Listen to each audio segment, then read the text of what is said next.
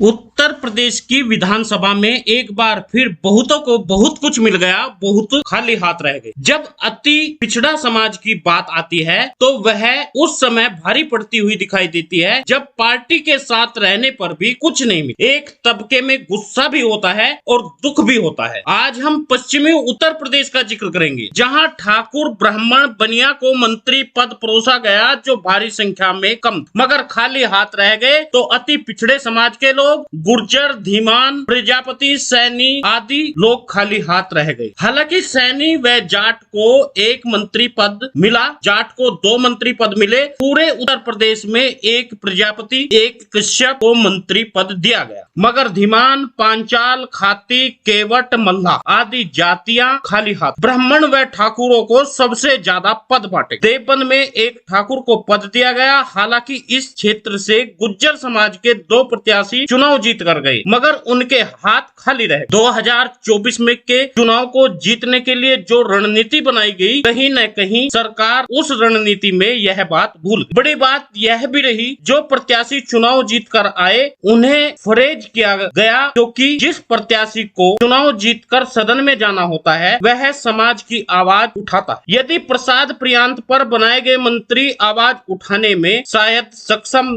नहीं होते, ऐसा मेरा मानना है, वह नाम के मंत्री ही रह जाते हैं। ऐसे में केशव प्रसाद मौर्य चुनाव हारने के बाद भी उप मुख्यमंत्री बने। जितिन प्रसाद, धर्मवीर प्रजापति, नरेंद्र कश्यप, जसवंत सैनी, दानिश आजाद अंसारी आदि लोगों को बिना चुनाव लड़े मंत्री पद दिया गया। क्या यह तमाम फिरस्त अति पिछड़े वर्ग की आवाज बुलंद कर पाएगी या सरकार के दबाव में रहकर कार्य करेगी? हालांकि हमीरपुर से मनोज प्रजापति चुनाव जीते, वहीं पर खतौली सीट से विक्रम सैनी, दोनों के हाथ खाली। भारतीय जनता पार्टी जानती है, जो जनता के द्वारा चुनकर सदन में भेजा जाता है वह जनता का नेता होता है। जिसे पार्टी चुनकर बनाती है वह पार्टी का वफादार कार्यकर्ता माना जाता है। चुनाव जीतकर सदन में आना हर किसी के बस में बात नहीं होती। मिहिर भोज की प्रतिमा की बात आज भी ठाकुर योगी आदित्यनाथ के जहन में है। यही कारण है सहारनपुर से गुर्जर को मंत्री न बनाकर ठाकुर समुदाय का विधायक को मंत्री बनाया गया। सदियों से पार्टी की अंधभक्ति करता आया धीमान, पांचाल, कोरी समुदाय को मंत्रिमंडल से दूर रखा गया। वहीं पर सुनार, बंजारा, बादी आदि समाज को भी लाइन से बाहर रखा। हालांकि हाथरस वाले कांड पर पर्दा डालने के लिए वाल्मीकि समाज से राज्य मंत्री बनाया गया, तो जाट समाज से राज्य मंत्री बनाए गए। नमस्कार, आप देख रहे हैं डीपीएन लाइव न्यूज, जहां उत्तर प्रदेश में अति पिछड़ी जातियों व पिछड़ी जातियों की इस बात का दुख जता रहे हैं मंत्री सैनी, कश्यप, निषाद, राजभर समाज से बने, मगर हमारे समाज से नहीं। उनका ध्यान अभी तक भी ठाकुर बनिया ब्राह्मण की ओर नहीं गया, जो संख्या में 15% है, और उनकी भागीदारी आज भी अति पिछड़े व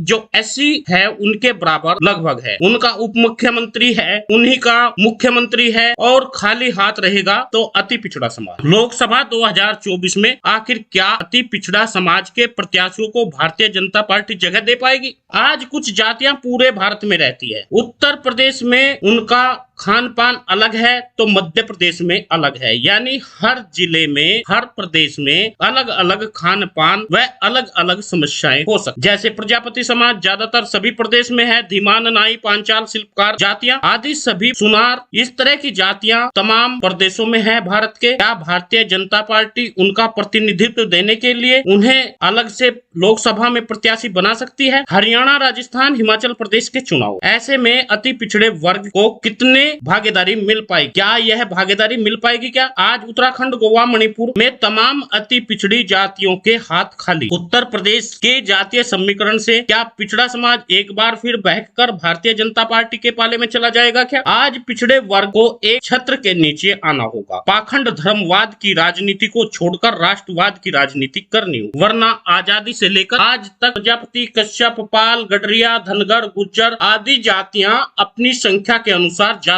हक नहीं ले पाई। यदि इन जातियों का कद बढ़ता है तो उन पर झूठा आरोप लगाकर कानून के दाव पेच से उन्हें जेल में डाल दिया जाता है। आज जरूरत है ये तमाम समाज आगे आकर मनुवादी ताकतों से टकराना। हमें दलित भाइयों से भी सीख लेनी हो। 90 के दशक में गांव का दलित अपने गांव में मनुवादी लोगों के सामने छत पर झंडा तक नहीं लगा सकता। आज दलितों की एकता के सामने मनुवादी ताकतें घुटने टेक। मगर आपने देखा होगा ठाकुर योगी आदित्यनाथ के संरक्षण में मैनपुरी में 5 लोगों को जिंदा जलाया गया, वो भी कुम्हार समाज के लोग। मगर भांड मीडिया तमाम भारतीय जनता पार्टी के मुंह पर ताला लग गया। प्रतापगढ़ में ठाकुर समाज के लोगों ने विश्वकर्मा समाज के घरों को तोड़ डाला, मगर कोई भी कुछ नहीं कर पाया। आज देश में जो पार्टी हिंदूवादी है, वही पार्टी सबसे बड़ी जातिवादी भी है। अमेठी में गायत्री प्रजापति के परिवार पर दिन रात अत्याचार किए जा रहे हैं, मगर हमारा ओबीसी समाज समझ नहीं पा रहा है। हालांकि आज उनकी बारी है, कल आपकी बारी। जैसे आपने देखा होगा, लालू यादव को जेल हुई, उस पर ओबीसी नहीं बोल पाया।